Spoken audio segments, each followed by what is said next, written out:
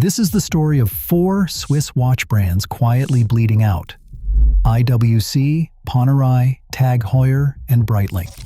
And the brands killing them are not the ones you'd expect. The weapon costs less than $1,000. Start with the first attacker, Tudor. For 60 years, Tudor existed as Rolex's quiet sister, the budget pick, the consolation prize, the watch you bought when you couldn't get a Submariner.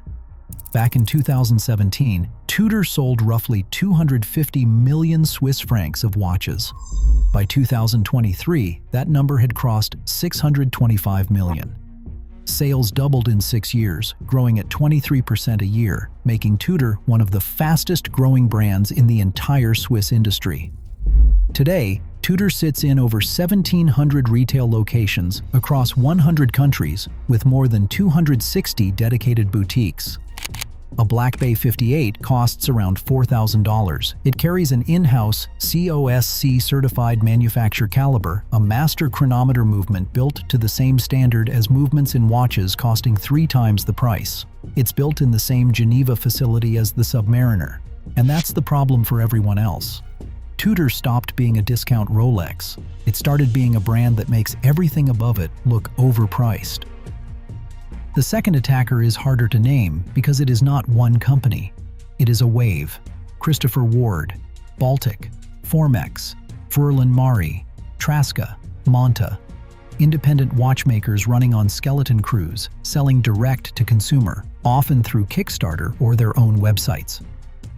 Christopher Ward's 12, a steel bracelet sports watch with a Solita movement, sells for under $1,500. Formex puts COSC certified chronometer movements, the same certification IWC and Breitling charge thousands for, into watches priced between $1,200 and $1,800. Baltic sells French-designed chronographs with proper Solita and Miyota calibers for between $500 and $1,200. And it is worth noting, Tissot, part of the Swatch Group, the world's largest watch conglomerate, has been eating into this same space with the Tissot PRX, a steel sport watch at under $1,000 that has quietly become one of the best-selling references in the Swiss industry. These brands share suppliers with the Swiss giants. They use the same ETA and Solita eboches, the same crystals, the same lume, the same regulating screws. The only thing they do not have is a marketing budget, and that, it turns out, was the entire premium the mid-tier was charging for. So here is the pincer. From above, Tudor, a brand with Rolex pedigree and a $4,000 price tag. From below, a wave of microbrands and value players offering the same specifications for a quarter of the price. The space they squeezed shut is the $3,000 to $15,000 luxury middle, and the brands sitting in that middle are the ones you are about to meet.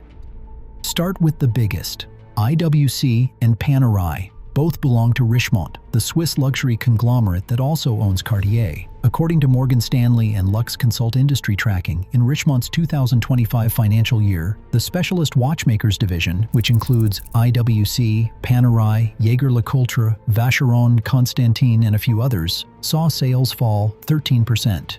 The operating margin collapsed to 5.3%. For comparison, Richemont's jewelry division, led by Cartier, ran a 32% margin, so the watch division generated 175 million euros in operating profit that year. The jewelry division generated 4.9 billion euros. Read that again. Richemont's entire specialist watch business, every watchmaker they own combined, produced less profit in a year than Cartier did in roughly 2 weeks. By the first quarter of the next fiscal year, the watch division's revenue had dropped from 911 million euros to 824 million euros. The numbers don't lie. The brands above the watch division are barely keeping it on the books. Then there is TAG Heuer. It is owned by LVMH, the French conglomerate run by Bernard Arnault. TAG's 2025 sales came in around 720 million Swiss francs, with roughly 380,000 watches sold worldwide. That sounds large until you realize it represents about 2% of the entire Swiss watch market. The average retail price of a TAG Heuer is around 2,500 Swiss francs. That is exactly the point where it collides with both Tudor above and the microbrands below. TAG's response has been to chase relevance. Late 2024, the brand bought the official timekeeping rights to Formula One, replacing Rolex, who had held the position for years. A new chief executive was brought in from Bulgari's watch division. The 2025 launches followed in rapid fire, with new F1 collections, partnerships with Kith and Oracle Red Bull Racing, and a celebrity-endorsed chronograph push. TAG is spending enormous sums on visibility right now, but it is still selling watches at price points where visibility alone cannot save them. And then there's Breitling. It is the most public collapse of the four. Breitling is privately owned by two private equity firms, CVC Capital Partners and Partners Group. In 2017, when CVC bought it, the company employed about 750 people. By the end of 2024, headcount had nearly tripled to almost 1,900. Boutiques went from 56 to over 290. The average price of a Breitling watch rose from €4,300 to €7,200. The strategy was simple: charge more, sell more, look more like Rolex, and it didn't work.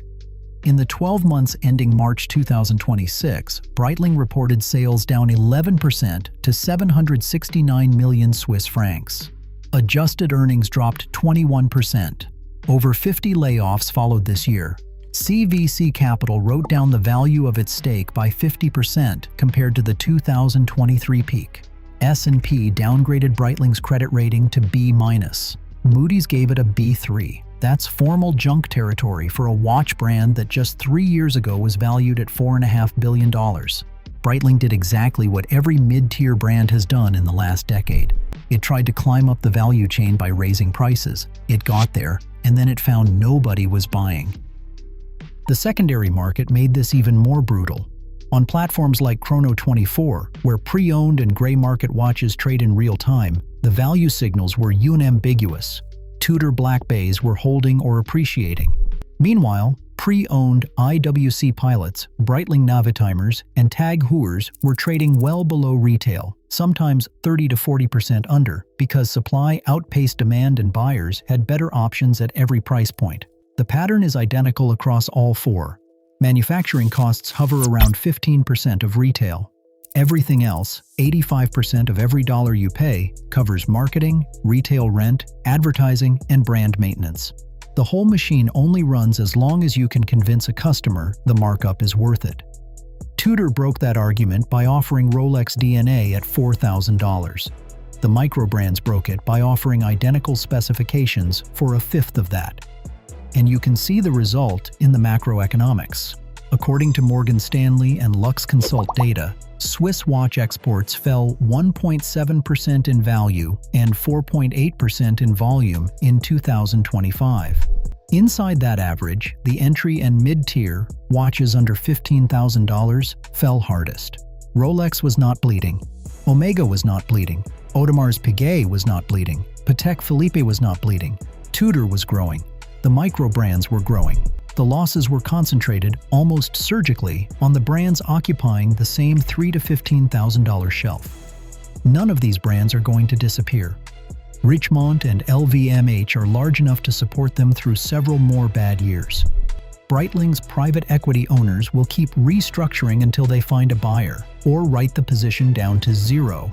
But the era when this category sold, watches on premium mid-tier prestige, when an IWC Pilot or a Breitling Navitimer was the natural step up from a Tissot and the natural step before a Rolex, is over.